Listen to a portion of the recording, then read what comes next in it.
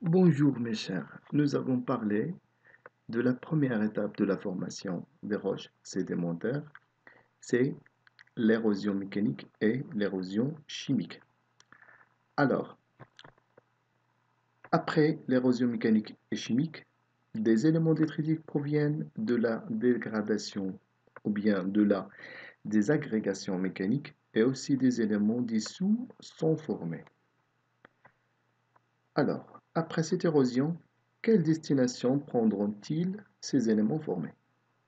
C'est tout simplement, on aura un autre phénomène qui va intervenir pour éloigner ces éléments de son milieu de formation. On parle du phénomène de transport. Il représente la deuxième étape de la formation d'une roche sédimentaire. Donc, le transport se fait soit sous forme dissoute, soit sous forme solide. À titre d'exemple, les éléments détritiques comme l'arène granitique qu'on a déjà vue dans la vidéo précédente. Eh bien, le transport d'éléments solides dépend de deux paramètres essentiels. Le premier, c'est les caractéristiques des éléments transportés, c'est-à-dire la taille des éléments ou bien la forme et la densité, etc. Ou bien on a d'autres paramètres. Le deuxième, c'est l'agent de transport. Généralement, on a trois facteurs essentiels de transport. Le premier, c'est l'eau. Ça veut dire l'eau de ruissellement lors d'une précipitation, et bien l'eau de rivière et l'eau de mer, etc. Le deuxième, c'est le vent. Et le troisième, c'est la glace. Ça veut dire le glacier, inlandsis et moraine, etc.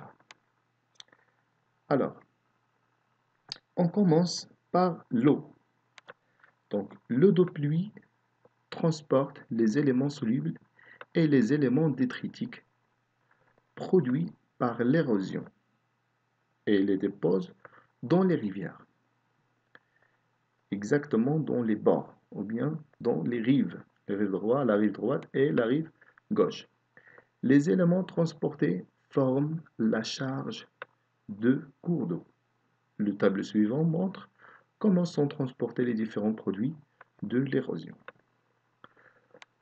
Alors vous avez un tableau qui montre le facteur essentiel de transport des éléments solides et des éléments dissous dans l'eau. C'est l'eau. Alors les charges d'éléments détritiques, les charges, bien les éléments détritiques, ce sont les blocs, les graviers, sables, etc.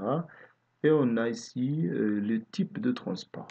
Par exemple, dans les éléments grossiers, euh, ces éléments sont transportés en roulement, bien roulés dans le sens de courant.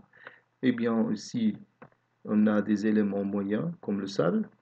Ces particules sont transportées en suspension dans l'eau avec ou sans frottement.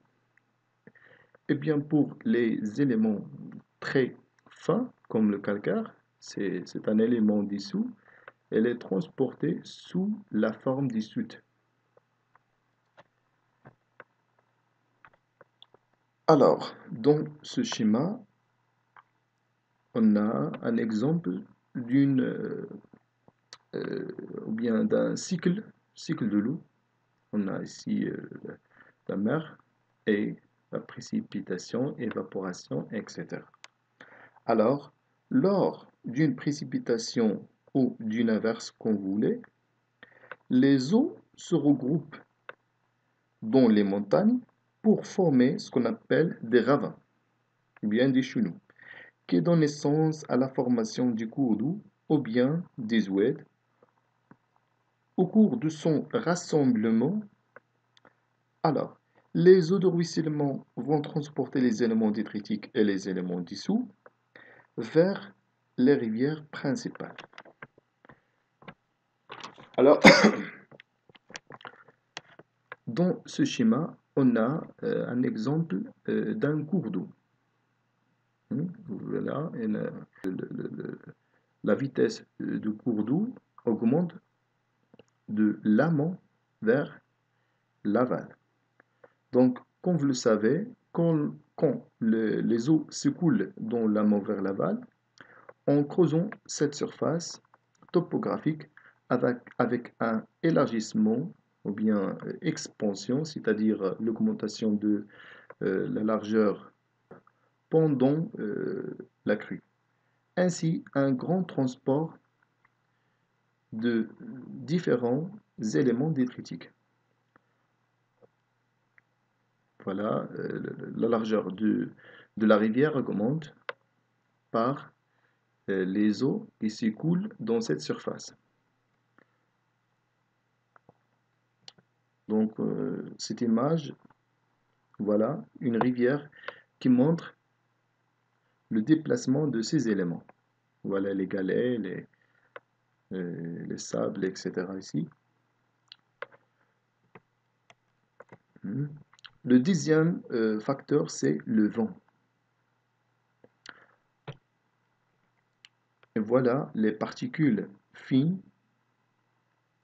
comme le sable et cendres lors d'une éruption volcanique, sont transportées par le vent. Et aussi des images qui montrent le transport du sable et la formation des dunes. Ce sont des macro-dunes. Ces éléments vont transporter soit enroulement, les éléments de grande taille vont transporter enroulement, ou bien en saltation, cas des moyennes particules, ou en suspension, cas des particules fines. Alors, le troisième agent de transport, c'est le glacier. Il est capable de transporter les sédiments de différentes tailles. Et finalement, on peut avoir un transport par la gravité des sédiments. Donc le transport dans ce cas-là est fait par la gravité de ces particules. Et merci pour votre attention.